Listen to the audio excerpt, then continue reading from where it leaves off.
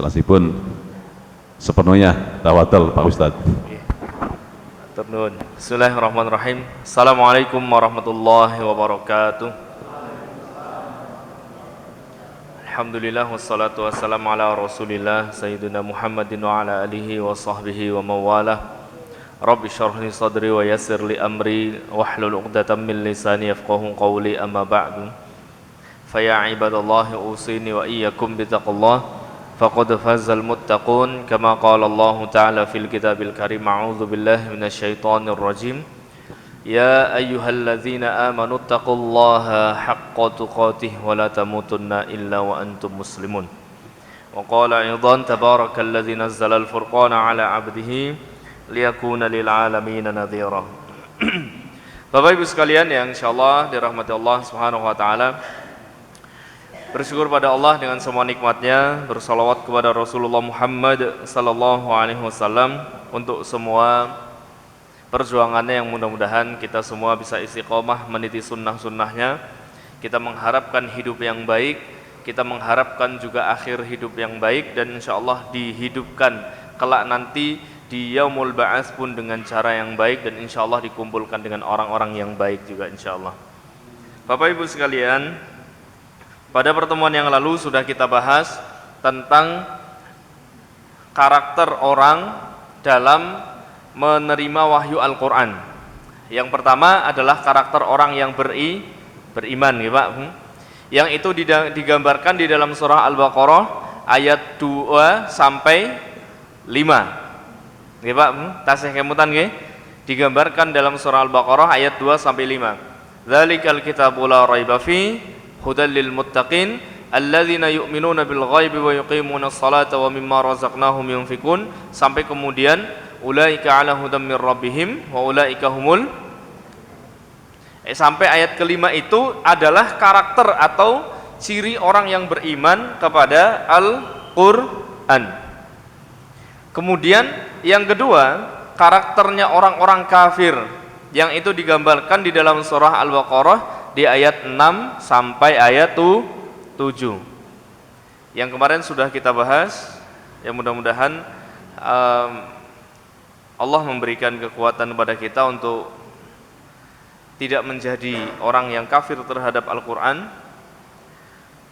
Justru kita menjadi seorang yang beriman kepada kitab-kitab Allah, beriman kepada Allah, dan beriman kepada apa yang memang harus kita imani. Dan yang ketiga, karakter orang-orang kafir, karakter orang-orang yang berkaitan dengan turunnya wahyu Al-Quran. Yang ketiga adalah karakter orang munafik. Karakter orang munafik. Bapak Ibu sekalian, antara kafir dengan munafik lebih parah yang mana, Pak? Kafir atau munafik? Munafik. Kenapa munafik itu lebih parah, Pak? Karena apa, Pak? Karena yang dilakukan dan diyakini berbeda, yang diucapkan dengan yang dilakukan berbeda, sehingga orang munafik lebih parah daripada orang kafir. Memang demikian, ya. Karena memang demikian dalam Quran pun juga Allah menyebutkan seperti itu, Pak. Jadi Allah menyampaikan bahwa orang-orang munafik itu fiddarki asfala minan nar. Jadi tempat kembalinya nanti adalah tempat yang paling bawah di neraka, atau bahasanya kita apa? Di keraknya neraka. Karena memang orang munafik itu lebih berbahaya daripada orang kafir. Karena kalau kafir jelas tidak beriman kepada Allah Subhanahu wa ta'ala. Tapi munafik itu dia menampakkan seolah-olah beriman, tapi ternyata apa? Mboten beriman. Maka ada istilah serigala berbulu domba. Terus ketoke domba, tapi pas dicerai kok malah jadi serigala gitu ya. Nah, itu kan membahayakan sekali. Maka Bapak Ibu sekalian, kalau tadi orang yang beriman kepada Al-Quran, turunnya wahyu Quran itu ya, orang-orang yang bertakwa itu hanya digambarkan di dalam surah Al-Baqarah di awal itu hanya 4 ayat saja. Ayat kedua, 3, 4 dan ayat ke-5, hanya 4 ayat. Tapi orang kafir itu disebutkan dalam 2 ayat, 6 dan 7. Namun orang munafik Allah mulai dari ayat ke-8 sampai ayat ke-20, Mbak. 8, 9, 10, 11, 12, 13, 14, 15, 16, 17, 18, 19, 20. Berapa? 13 ayat, Mbak. Karakter orang beriman, orang bertakwa Allah sebutkan 4 ayat, orang kafir 2 ayat, orang munafik berapa? 13 ayat, dari ayat ke-8 sampai ayat 20. Nah, Bapak Ibu sekalian, panjenengan bekto Quran nih, Pak. Bawa Qurannya atau di Quran digital kalau ada, silahkan dibuka ya. Mushafnya dibuka, Qurannya surah Al-Baqarah di ayat ke-8, mulai ayat ke-8. Nanti kita mulai membiasakan lagi nih Pak Bung. Sebelum kita ngaji, nanti kita baca ayatnya bersama-sama dulu. Jadi di awal kita membacakan ayatnya, lalu kita terjemahkan, lalu kemudian kita bahas bersama-sama sedikit demi sedikit tentang ayat tersebut insyaallah. Baik Bapak Ibu sekalian, nanti kita baca dari ayat 8 sampai berapa ayat nanti, sampai ayat 13 dulu. Nanti sisanya insyaallah barangkali nanti tidak sampai di pertemuan berikutnya akan kita selesaikan bersama.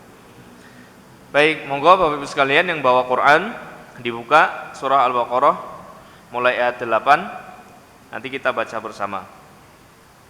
Dan saya yakin insyaallah ya panjenengan pun kathah sing hafal nggih Pak. Sampun nggih. Insyaallah hafal nggih. Insyaallah. Baik, pun siap? Ya, nanti istami' waradid ya. Nanti diikuti, saya baca, panjenengan ikuti. A'udzu billahi minasy syaithanir rajim. 1 2 3.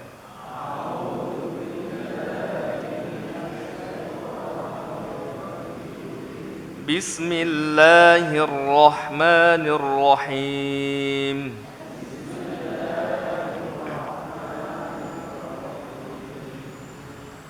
Wa minan nasi man yaqulu amanna billahi wa bil yawmil akhir. يقول آمنا بالله وباليوم الآخر وما هم بمؤمنين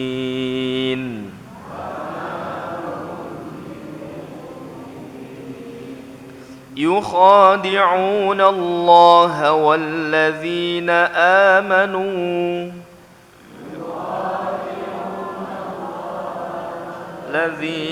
آمنوا وما يخدعون إلا أنفسهم وما يشعرون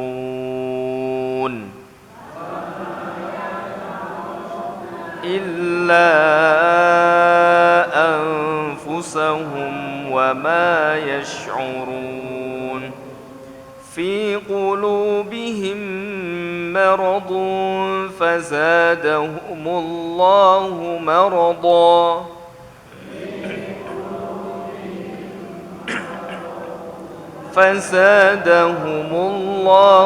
مرضا ولهم عذاب أليم بما كانوا يكذبون.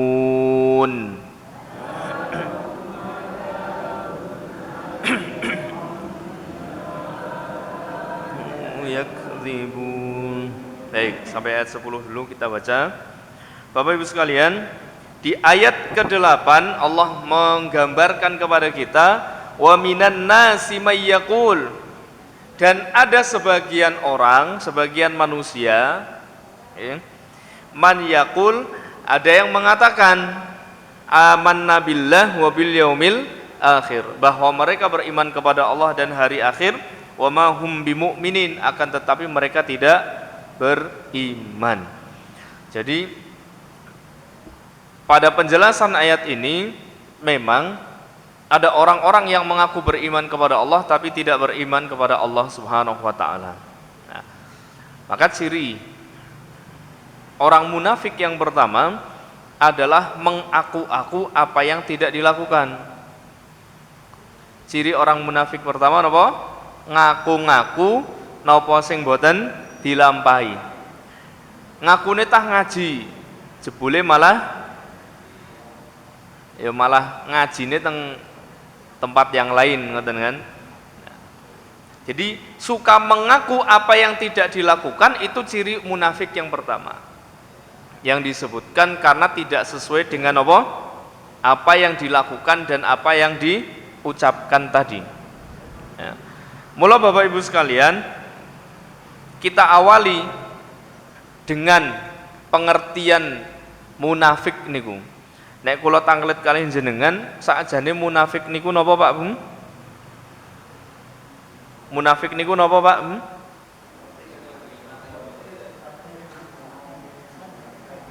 Yang diucapkan berbeda dengan hatinya. Terus apa malih? Pandai napa Pak? Menanam tebu di bibir. Janji-janji manis, kemanisan mah dados gula nanti. Janji menyalahi. Napa malih Pak? Salah satu yang disampaikan oleh Hudzaifah ibnul Yaman di dalam kitab Hilyatul Auliya itu beliau menyampaikan begini. Pernah ditanya, man al munafiq? Siapa yang disebut munafik itu? Kata beliau, qala alladzi yasiful Islam wa la ya'malu bih. Yang disebut orang munafik itu adalah orang-orang yang kemudian mengaku Islam tapi tidak mengamalkan ajaran Islam itu. Jadi termasuk orang-orang yang munafik adalah mengaku Islam tapi tidak mengamalkan ajaran Islam. Itu munafik. Menurut siapa? Menurut Hudzaifah ibnul Yaman. Ya, menurut Hudzaifah ibnul Yaman di dalam kitab Hilyatul Auliya. Jadi beliau itu menyampaikan begitu. Itu salah satu contohnya atau salah satu bentuk dari kemunafikan. Nah, pada intinya Bapak Ibu sekalian, munafik itu memang berbedanya antara apa yang diucapkan dengan yang dilakukan. Berbedanya antara apa yang dilakukan dengan yang diyakini. Berbedanya antara apa yang diucapkan dengan yang dilakukan, berbedanya antara apa yang dilakukan dengan yang diyakini. Itulah munafik Bapak Ibu sekalian. Mula Bapak Ibu sekalian, para ulama menjelaskan munafik itu secara umum ada dua. Munafik niku secara umum ada dua. Yang pertama yang disebut sebagai munafik i'tiqadi. Munafik napa Pak Bu? I'tiqadi atau munafik keyakinan. Ya. Munafik yang pertama adalah munafik i'tiqadi, munafik keyakinan. Yang kedua adalah munafik amali, munafik perbuatan. Jadi munafik niku orangnya nggih Pak Bu. Kalau sifatnya namanya nifak. Sifatnya namanya nifak. Sifatnya nifak. Orangnya disebut munafik. Sama dengan sifatnya syirik. Ya, perbuatannya syirik. Orangnya disebut musyrik. Sifatnya atau perbuatannya nifak. Orangnya disebut munafik. Jadi munafik itu ada dua jenis secara umum. Satu munafik i'tiqadi, yang kedua munafik amali. Munafik i'tiqadi itu adalah munafik yang berkaitan dengan keyakinan, berkaitan dengan keimanan. Dan para ulama sepakat bahwa munafik i'tiqadi itu dapat mengeluarkan orang tersebut dari Islam. Ya. orang yang melakukan kemunafikan yang bersifat i'tiqadi atau keyakinan tadi niku dapat napa mengeluarkan si pelakunya itu dari Islam. Inilah yang kemudian disebutkan di dalam Quran tadi napa bahwa orang munafik itu fitdarki asfala minnar. Jadi orang munafik itu yang nanti tempatnya paling bawah itu adalah yang disebut munafik al-i'tiqadi, yang berkaitan dengan keyakinan. Dia mengaku Islam,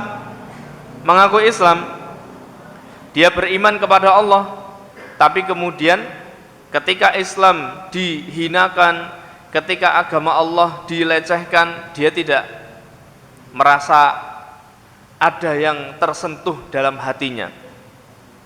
Ketika kemudian ada syariat Allah yang dihinakan, ada syariat Allah yang dilecehkan, ada syariat Allah yang diejek-ejek oleh orang lain, kita biasa-biasa saja.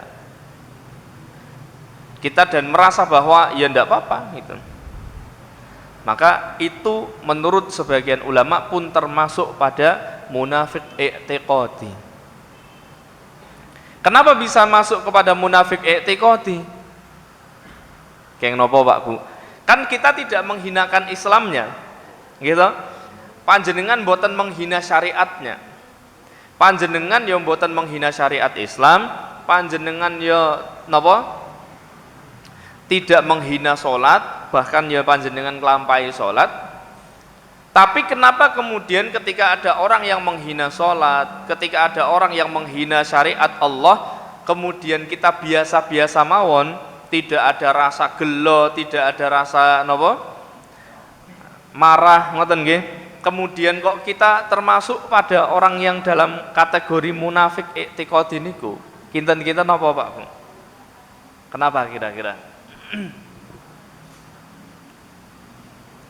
Kenapa Pak? Karena apa? Karena membuktikan bahwa keimanan kita tidak sempurna. Karena membuktikan bahwa keimanan kita tidak sepenuhnya tidak sempurna. Kalau kemudian kita cinta dengan syariat Allah, ketika syariat Allah dilecehkan, dihinakan, diejek-ejek, harusnya kita marah dong. Nggih ta Pak? Ya perkorone marahi apakah dengan gebuki ataukah dengan apa, kan benten-benten kan? Wonten sing kemudian dulu ada kasusnya yang melecehkan Al-Maidah 51, wonten sing geruduk, demo dan lain sebagainya. Ada yang kemudian tidak demo, tidak geruduk, tapi napa? Nderek gelo gitu loh. Minimal ketika hatinya ada perasaan tersentuh, Quran dilecehkan, syariat Allah dihinakan, kita ada rasa yang tersentuh di situ, selesai Pak. Minimal itu Pak. Tapi ketika kemudian syariat Allah, Quran dihinakan, syariat dilecehkan, kok kita biasa saja, berarti ada yang salah dalam hati kita. Mula kemudian para ulama menyebutkan itu masuk pada nifak atau munafik al-i'tiqadi. Nifak dalam keyakinan. Jare beriman ketika syariat dilecehkan kok kemudian biasa saja.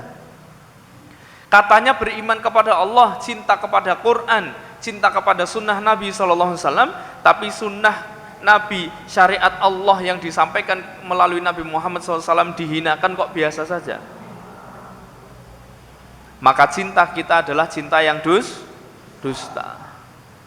Kedustaan itulah yang kemudian membuat kita masuk pada kriteria nifak tadi yang disebut nifak al-i'tiqadi.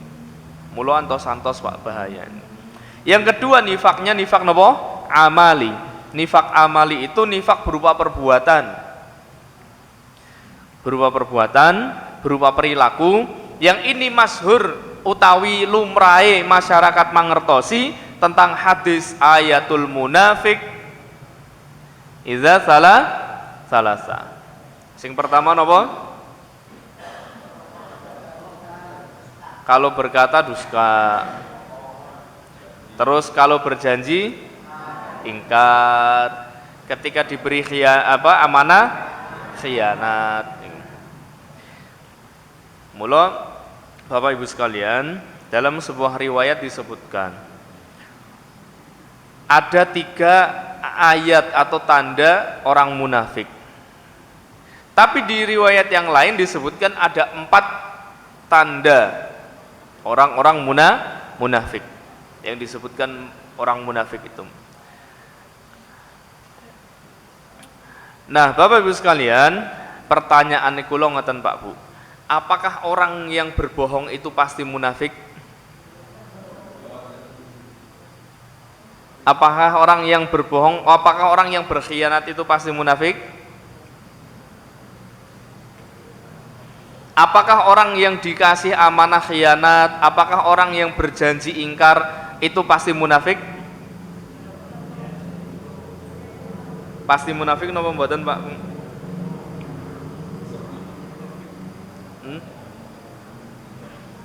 Kan hadisnya menyatakan demikian itu, ya kan? Ayatul munafik idza salas. Ya. Jadi yang disebut munafik itu kalau kemudian ada 3 itu, atau yang 4, nanti yang keempat itu ketika berdebat atau berselisih dia zalim. Kalau dalam hadis yang biasa kita hafalkan niku kan ayatul munafik idza salas nggih Pak. Ada 3 nggih. Ketika berkata dia berdusta, berjanji dia ingkar, kemudian dikasih amanat dia khianat, ngoten nggih. Tapi dalam hadis yang lain juga diriwayatkan yang sama Imam Muslim, itu ada 4, ada 1 lagi Pak Bu. Ada 1 lagi. Napa? Ketika dia berselisih itu zalim, berlaku zalim. Ya. Jadi secara umum 4 tambah yang keempat nopo, ketika berselisih dia melakukan zalim. Bapak Ibu sekalian, pertanyaannya, apakah setiap orang yang berbohong itu dia munafik? Apakah setiap orang yang nopo berkhianat itu munafik? Apakah setiap orang yang dikasih amanah khianat, berjanji dia ingkar itu pasti munafik? Pasti nopo mboten Pak Bung? Tidak mesti. Kenapa kok tidak pasti? Karena apa? Lalai, berbohong untuk kebaikan. Terus apa malih? Berbohong untuk kebaikan itu pripun Pak? Pripun?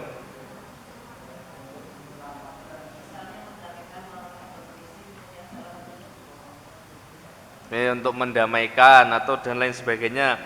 Ya kalau misalnya ngoten, berbohongnya untuk keburukan, tidak untuk kebaikan. Ini benar-benar murni napa? Ngapusi. Murni ngapusi.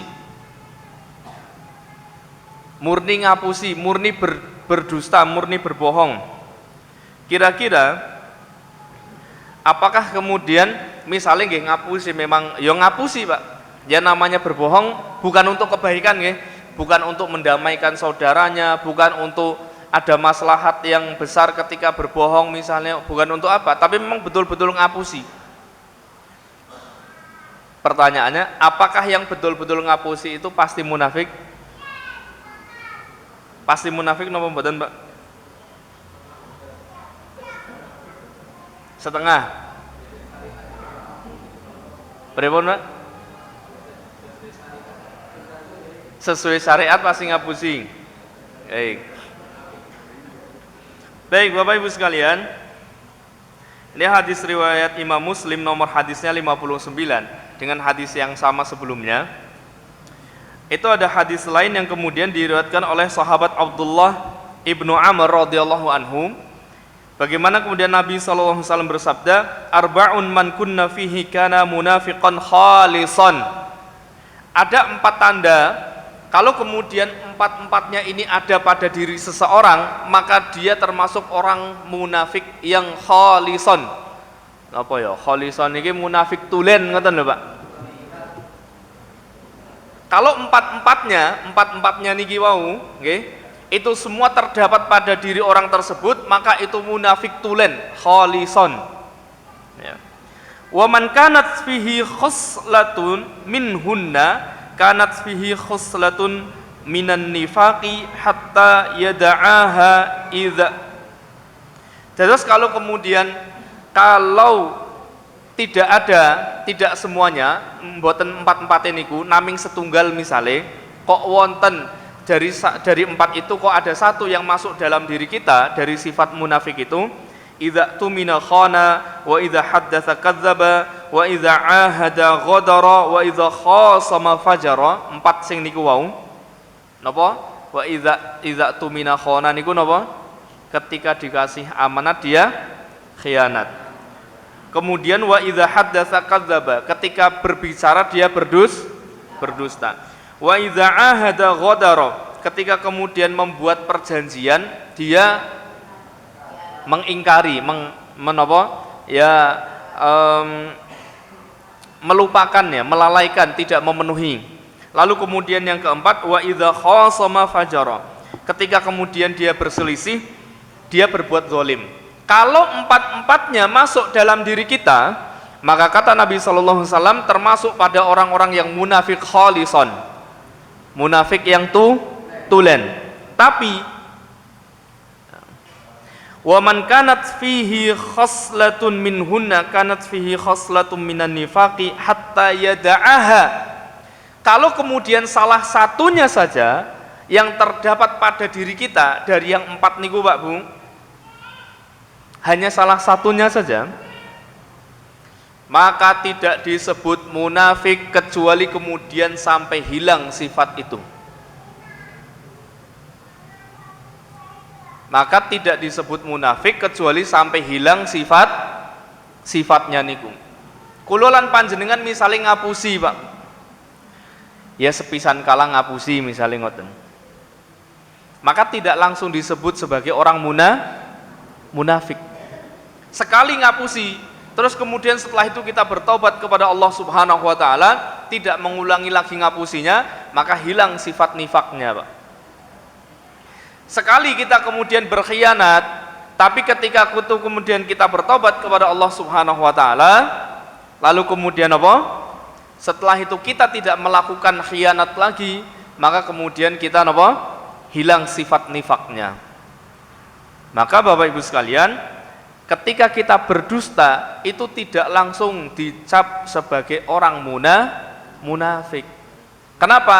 Nggih tadi niku ngendikane Nabi, ketika ada empat ini masuk dalam diri kita, maka kita munafik tulen. Dan mudah-mudahan tidak semuanya nggih Pak. Tapi kalau ada salah satu dari empat sifat tadi itu masuk dalam diri kita, ya, maka kita tidak disebut munafik kecuali nopo? Sifat itu hilang dari diri kita. Maka ketika kita kulolan panjenengan kok masih hidup, meskipun kita masih berdusta, meskipun kita mungkin pernah berkhianat, maka ketika kemudian kita sudah tidak melakukan itu lagi, insya Allah sifat nifaknya hilang. Sifat nifaknya hilang. Maka Bapak Ibu sekalian, yuk kita belajar bagaimana kemudian mudah-mudahan kita tidak memasukkan sifat-sifat nifak tadi dalam kehidupan kita, sehingga kemudian apa? Kehidupan kita akan menjadi lebih baik. Maka Bapak Ibu sekalian, nah tadi kan apa? Ayat munafik niku kan ada 3 nggih. Terus kemudian di dalam hadis Muslim yang nomor 58 itu ditambah dengan satu lagi, ya. Ketika nopo berselisih melakukan zalim. Jadi ada 4 secara umum, sifat munafik itu 4 secara umum. Nah, Bapak Ibu sekalian, pertanyaannya, apakah setiap mengingkari janji itu, misalnya ngoten nggih, ada orang yang ketika berjanji kok selalu tidak tepat waktu, tidak tepat ngoten ya. Apakah pasti dia munafik juga, Pak? Apakah pasti dia munafik juga, Bu? Dia berjanji, tapi setiap janji kok ingkar terus, tidak sesuai terus. Apakah pasti dia munafik?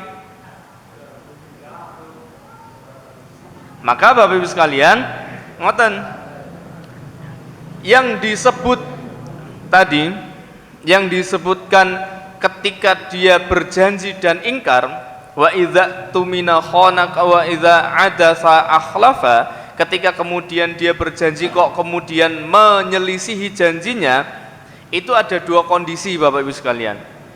Yang pertama, dia menyelisihi memang sejak awal diniatkan untuk tidak memenuhi janjinya. Misalnya panjenengan berjanji nggih, tapi memang sejak awal tidak mau memenuhi janji itu, Pak. Sejak awal memang tidak mau memenuhi janjinya. Jadi memang ketika jenengan janji, memang sejak awal sudah tidak mau memenuhi janjinya. Memang sejak awal niatnya pun belenjani. Maka kalau seperti itu, maka dia napa? Masuk pada kategori yang disebut wa'ada akhlafa. Ketika kemudian dia napa? Berjanji mengingkari. Tapi kalau misalnya ketika kemudian dia kok berjanji sudah mengupayakan untuk menepati janji kok ndilalah, qadarullah misalnya napa? Tidak bisa menepati janjinya, maka dia tidak disebut sebagai orang yang wa idza wa'ada akhlafa. Benten nggih Pak Bung? Sama-sama tidak menepati janji, tapi yang pertama memang diniatkan sejak awal tidak mau menepati janji, yang kedua dia berusaha untuk menepati janjinya, maka hukumnya menjadi berbeda. Mula Bapak Ibu sekalian, ketika kita menyampaikan sesuatu, berjanji kepada orang lain, maka jangan lupa sampaikan apa? Insya Allah. Tapi wonten konsekuensinya Pak Bu. Ketika kemudian kita mengatakan insya Allah, mboten kemudian layong kok nek misalnya Allah kersa saya untuk menepati janjinya ya mesti bisa kok gitu. Tapi nek enggak ya mesti enggak gitu kan. Enggak boleh gitu juga Pak. Ada konsekuensi yang harus dilakukan ketika kita sudah mengucapkan insya Allah. Konsekuensinya apa? Satu, kita betul-betul berusaha semaksimal mungkin untuk menunaikan. Kalau kemudian jenengan kok berlindung di balik kalimat insya Allah wauniku, wes dosanya double Pak jenengan. Satu, kemungkinan kemudian berdosa karena apa? Menyelisihi janjinya. Yang kedua, menggunakan kalimat insya Allah untuk melegalisasi janji ini panjenengan itu. Maka bisa double dosanya itu Pak. Mula nek panjenengan pun ngendika insya Allah antos-antos Pak. Hati-hati Pak. Hati-hati betul. Karena di situ jenengan sudah membawa nama Allah dalam janji panjenengan. Enggak sembarangan loh Pak itu. Ketika panjenengan sudah membawa nama Allah dalam janji kita, maka di situ akan berlaku hukum. Kalau panjenengan betul-betul berusaha untuk menunaikan amanah atau janji yang panjenengan sampaikan, insya Allah aman. Tapi kalau kemudian panjenengan kok santai layah-layah, wis kersane Gusti mangke badhe pripun, maka di situ berlaku hukum Pak. Itu tidak boleh. Makanya tadi napa? Yang disebutkan wa idza wa'ada akhlafa itu ketika memang dari awal niatnya pun boten sae. Sejak awal memang sudah niatnya ya tidak mau sungguh-sungguh untuk menunaikan janji tersebut. Maka di situ disebutkan masuk pada tanda-tanda orang yang munafik. Tapi ketika kemudian kita sudah berusaha, kita berjanji menyampaikan insya Allah besok akan saya tunaikan, dan kita berusaha untuk menunaikan itu, lalu qadarullah kok ternyata ada satu dan lain hal, ada uzur yang kemudian di luar kemampuan kita, kok kemudian kita tidak bisa menunaikan janji itu, maka itu sudah tidak menjadi tanggung jawab kita secara hukum. Karena kita sudah berusaha Pak. Kita sudah berusaha. Dan pastikan sekali lagi Bapak Ibu sekalian, ketika memang kita berjanji menyampaikan apapun kepada orang lain, sampaikanlah dengan kalimat insya Allah. Karena Nabi pun pernah ditegur, yang itu diabadikan di dalam surah Al-Kahfi. Okay. Jadi Nabi itu pernah ditegur ketika kemudian menyampaikan kepada orang kafir, orang Quraisy, ditanya sama orang Quraisy itu, orang kafir itu, wahai Muhammad, katanya engkau Nabi, tunjukkan mukjizatmu. Lalu kemudian Nabi itu mengatakan, besok akan saya tunjukkan. Maka kemudian Allah menegurnya di dalam surah Al-Kahfi, ya wala taqulanna li syai'in inni fa'ilun dzalika ghada illa ayyasha'al Allah. Jangan pernah engkau mengatakan kepada siapapun itu bahwa saya akan melakukannya besok illa ayyasha'allah, kecuali kemudian mengucapkan insyaallah. Karena semua yang kemudian dilakukan, semua yang kemudian akan terjadi hari esok adalah semua atas izin Allah Subhanahu wa taala. Maka ini penting. Tapi balik lagi Bapak Ibu sekalian, ketika kita sudah mengucapkan insya Allah pun ada adabnya. Ada napa? Adabnya. Adabnya ya napa? Diusahakan. Aja mung insya Allah yo sampean utang aku, yo sesuk insya Allah tak balik ke dino Ahad. Jebul malah dino Ahad selindis gitu kan.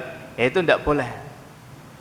Ketika kemudian kita melakukan, sudah mengucapkan insya Allah, sebisa mungkin apa? Ditepati.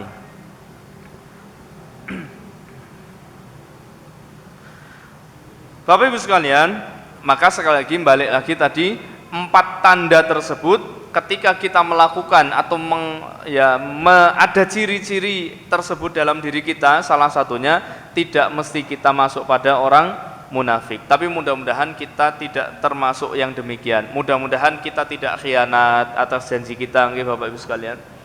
Mudah-mudahan kita tidak tidak kemudian ketika dikasih amanah ya kita melakukan amanah itu tersebut sebaik mungkin. Ketika kemudian berbicara ya sak bisa-bisane mboten tidak ada dusta dalam ucapan kita, Pak. Dan yang keempat, ketika kemudian kita berselisih, tolong Pak, ketika kita berselisih jangan pernah ada zalim yang kita lakukan dari proses perselisihan kita. Ini yang sering terjadi, Pak. Ketika kemudian kita berselisih dengan teman kita, dengan tetangga kita, seringkali kita memasukkan zalim itu. Wah, wong nyong di karo tanggane kae ya tak bales sing luweh gitu kan. Nah, ketika membalasnya dengan lebih zalim enggak, Pak? Nah, kalau membalas itu sesuai dengan biqadrihi, dengan kadarnya. Nek jenengan dikampleng, itu ya balasnya kampleng. Ketika kemudian jenengan dipukul, balasnya dipukul. Nek jenengan memare biasa, ya balas dipukul memare biasa.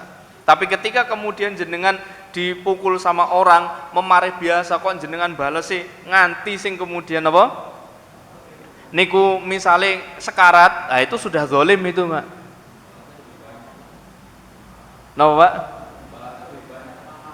Ya, balasnya lebih banyak karena apa? Marah itu kan. Makanya tadi Nabi itu menyampaikan begitu, ketika kemudian terjadi perselisihan, ya, jangan ada zalim. Kenapa? Ketika kemudian terjadi perselisihan, apapun bentuk perselisihannya, kok ada zalim, biasanya sifat nafsu itu yang lebih muncul, yang lebih dominan kan. Mula Bapak Ibu sekalian, agama kita mengajarkan begitu luar biasa. Dan ini termasuk dari sifat nifak, sifat kemunafikan yang harus kita hindari. Ketika kemudian terjadi perselisihan, jangan ada zalim di antara kita. Karena biasanya terjadi perselisihan lebih dominan, lebih kathah marahnya daripada akal sehatnya. Nggih napa mboten, Bu? Nek ibu-ibu gelut ya wis. Itu biasanya lebih dominan perasaannya nggih, Pak, Bu? Nah, itu. Lebih dominan perasaannya. Biasanya ketika berkonflik seperti itu, maka Bapak Ibu sekalian, yuk mudah-mudahan kita terhindar yang tadi. Nah, lalu gimana caranya supaya kita terhindar dari yang sifat nifak itu? Pripun carane, Pak, Bu? Supaya terhindar dari sifat nifak itu. Maka Nabi SAW dalam sebuah riwayat menyebutkan, kalau kita ingin terhindar dari sifat nifak, satu, perbanyak istighfarnya, Pak. Perbanyak napa? Istighfar. Kenapa kok perbanyak istighfar bisa menghindarkan sifat nifak? Kenapa, Pak? Kenapa perbanyak istighfar itu bisa menghindarkan sifat nifak? Kenapa? Coba panjenengan baca surah Al-Baqarah di ayat ke-9-nya itu.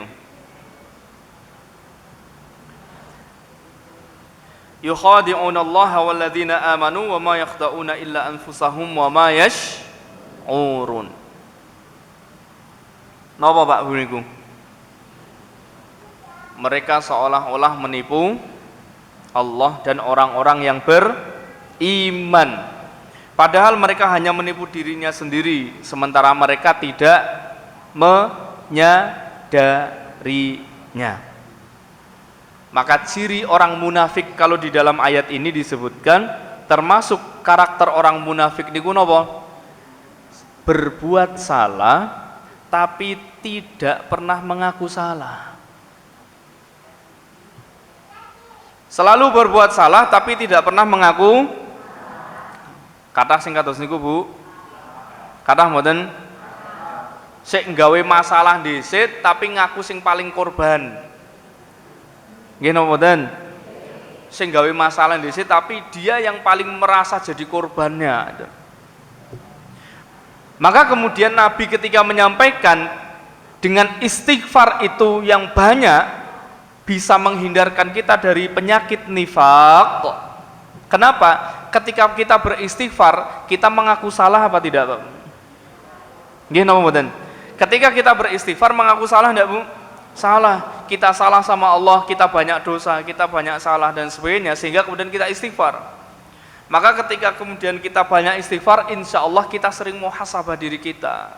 Ketika kita muhasabah diri kita melihat, oh saya banyak kurangnya, mungkin perkataannya banyak dustanya, diistighfari dustanya. Mungkin amanahnya banyak yang terbengkalai, diistighfari keterbengkalaian amanahnya itu. Mungkin banyak janji yang tidak dipenuhi, diistighfari janji-janjinya itu, Pak. Insya Allah akan menghantarkan kita menjadi orang-orang yang terhindar dari sifat nifak. Tapi kalau kita tidak istighfar, maka potensi nifaknya akan besar. Tapi sekarang yang jadi masalah, kadang-kadang nopo? Ya kadang-kadang istighfar itu juga aneh juga, Pak. Lho istighfar kalih misuh-misuh, istighfar kalih nesu-nesu, nggih napa mboten? Istighfar banyak anak-anak muda kita, yo istighfar, tapi sing metu yo hewan sikil papat niku, Pak. Kathah mboten? Kathah, Pak. Lemuni hewan sikil papat istighfar. Atau kadang-kadang astagfirullahaladzim, baru kemudian muni hewan sikil papat itu. Banyak yang begitu, Pak. Terus gimana? Ibu-ibu yang ngoten gelo karo garwane yo istighfar tapi karo mbalangi piring gitu. Bapak-bapak ya gero karo istrine yo istighfar tapi kalih napa? Kalih ngungkit-ungkit kan ngoten kan. Terus istighfari gimana, Pak, yang begitu tuh? Pripun, Pak? Hanya lisan saja kan?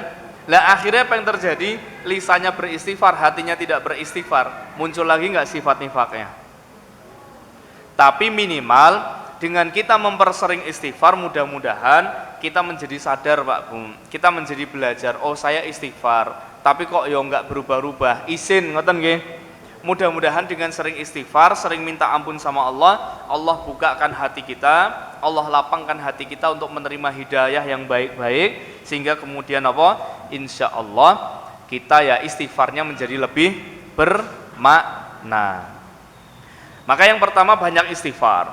Yang kedua, supaya kemudian terhindar dari sifat nifak, napa Bapak Ibu sekalian, dalam sebuah riwayat disebutkan, kalau kita ingin terhindar dari sifat nifak, maka perseringlah sholat subuh dan sholat isya berjamaah di masjid, terutama yang laki-laki. Bahkan dalam hadis Nabi SAW disebutkan, kalau kemudian kita mengetahui pahala besarnya sholat subuh dan sholat isya berjamaah di masjid, maka akan mendatanginya dengan apa? Dengan merangka, saking besar pahalanya. Saking besar apa? Pahalanya. Maka Masya Allah Bapak Ibu sekalian, ketika kemudian sholat subuh berjamaah di masjid, lalu kemudian ketika napa salat Isya berjamaah di masjid, kita akan mendapatkan keutamaan pahala yang besar di sisi Allah Subhanahu wa taala. Mula ketika kemudian subuh, kenapa suasana subuh itu kok napa? Suasana subuh itu lebih segar, Pak, lebih sejuk, Pak. Kenapa? Kenapa kemudian suasana subuh itu lebih sejuk dibandingkan ketika siang hari, sore hari, Pak? Kata guru kami, karena waktu subuh itulah di situ tidak ada orang munafik yang hadir.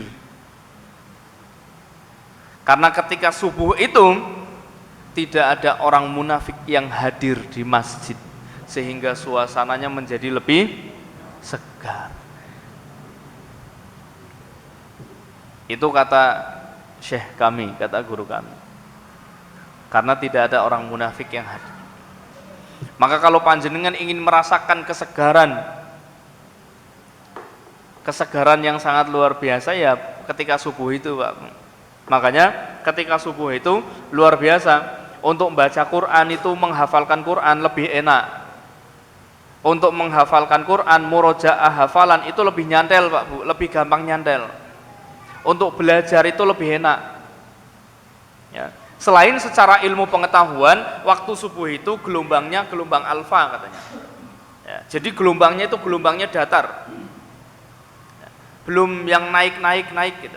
Gelombangnya itu datar, Pak. Nah, kalau gelombangnya datar itu frekuensinya, wah, itu jadi apa namanya? Jadi tenang gitu.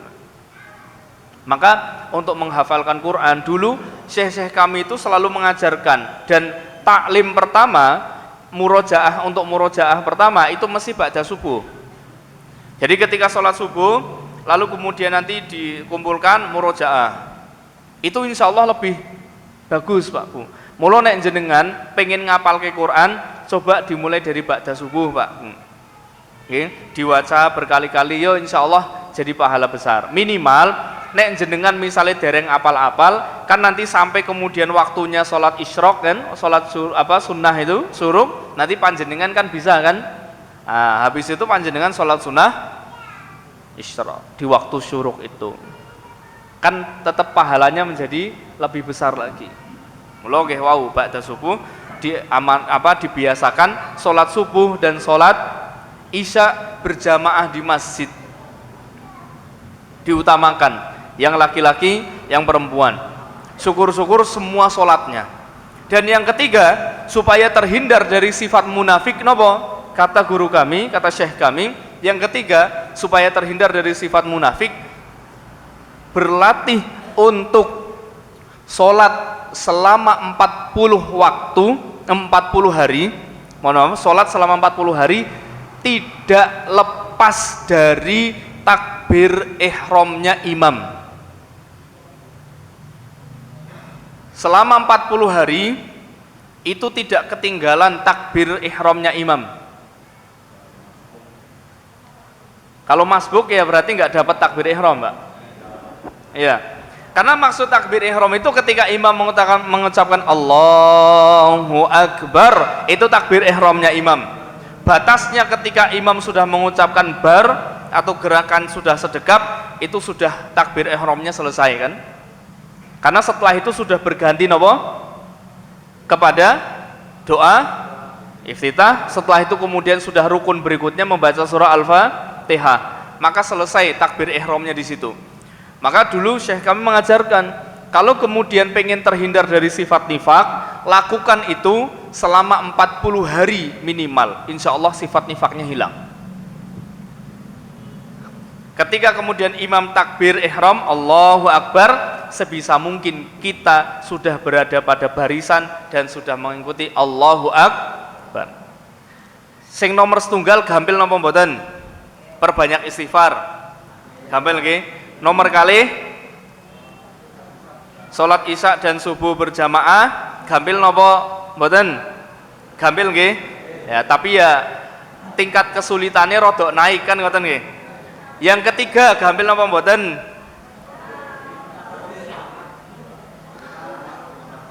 Ngenteni komat mangkat ini. Siap nomor 3 gampil napa mboten Pak Bung?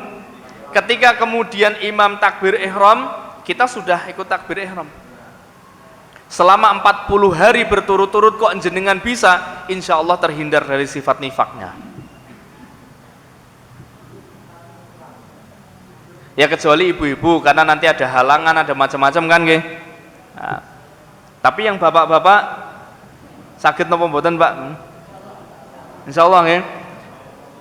Kita coba melatih diri kita untuk napa? Setiap imam takbir ihram kita minimal sudah berada pada sholatnya dan bersiap untuk melakukan takbir ihram. Insya Allah, Pak, mudah-mudahan dengan yang itu dilakukan, semua sifat nifak itu terhindar dan hilang dari diri kita, insya Allah. Dan mudah-mudahan karena sudah jam 8, karena nanti lanjut ngaji malih ya Pak. Insya Allah saya kan husnudon jenengan bar niki lanjut ngaji malih kan nggih. Nah, jadi ben mangke napa mboten tumblek. Insya Allah kita lanjutkan pertemuan berikutnya di ayat ke-10 dan seterusnya.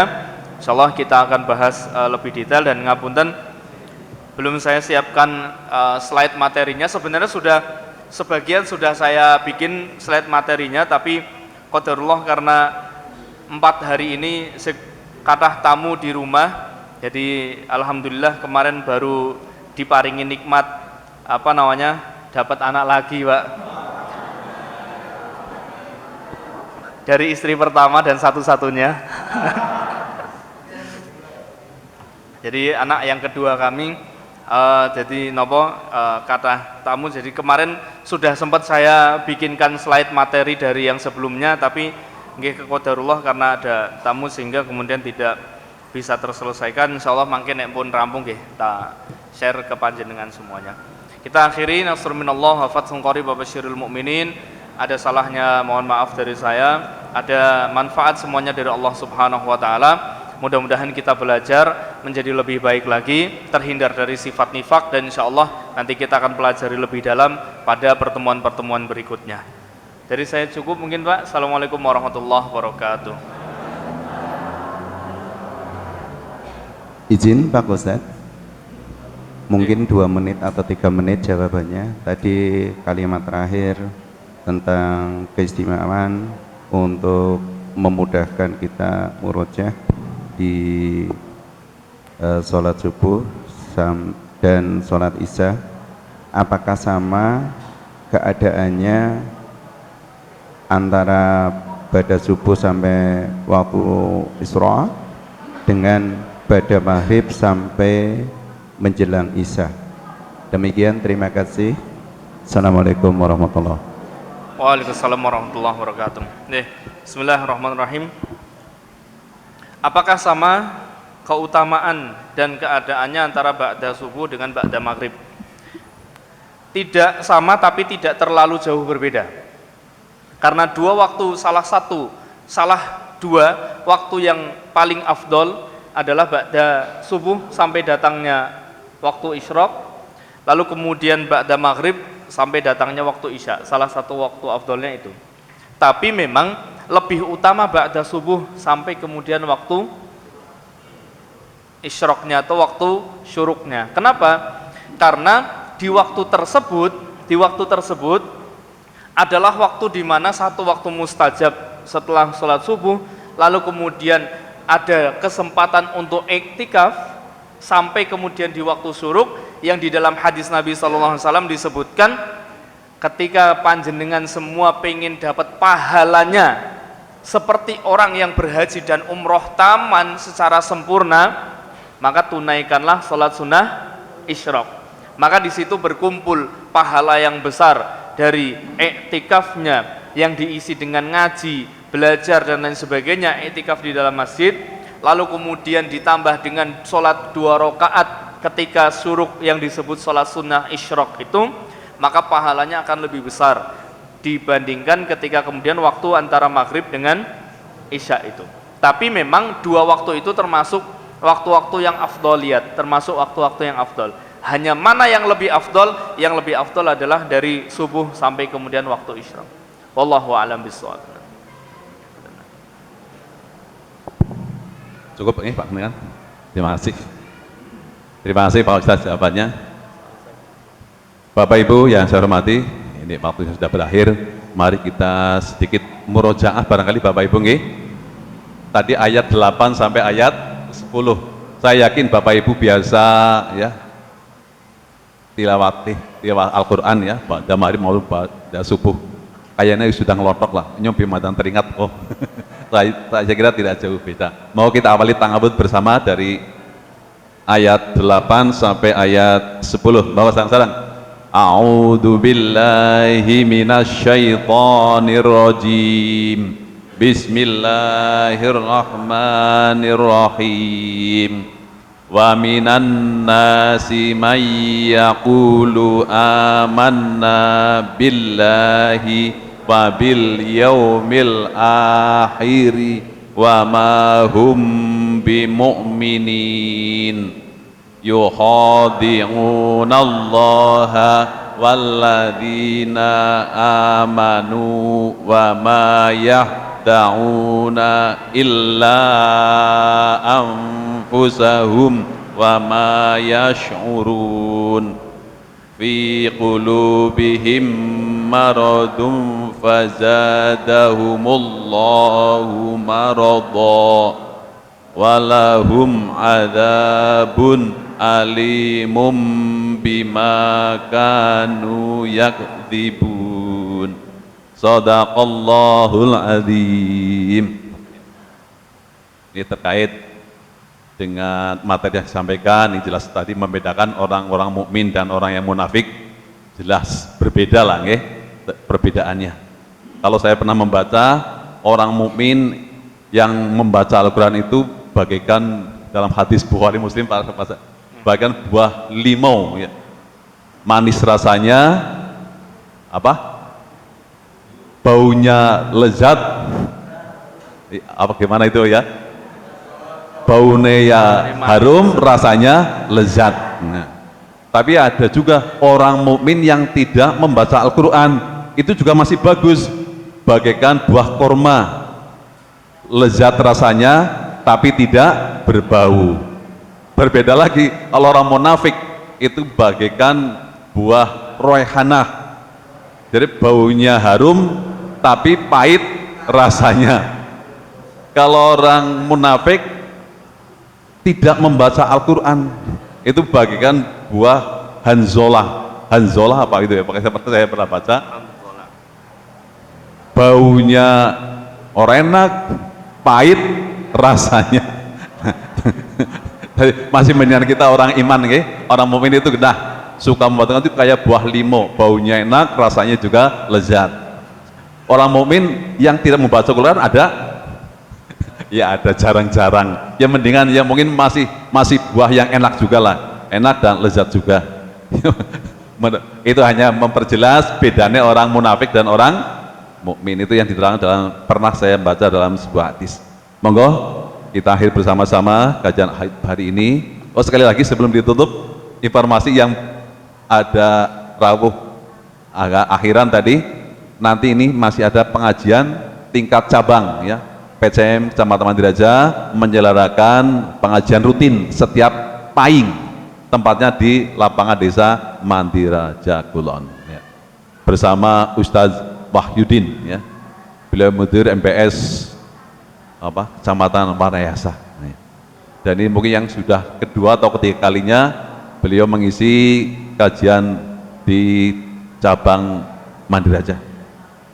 Sekian, mari kita awali akhiri bersama dengan hamdalah dan doa kafaratul majlis. Antarkan alhamdulillahirabbil alamin, subhanakallahumma wa bihamdika asyhadu alla ilaha illa anta astaghfiruka wa atubu ilaik. Assalamualaikum warahmatullahi wabarakatuh.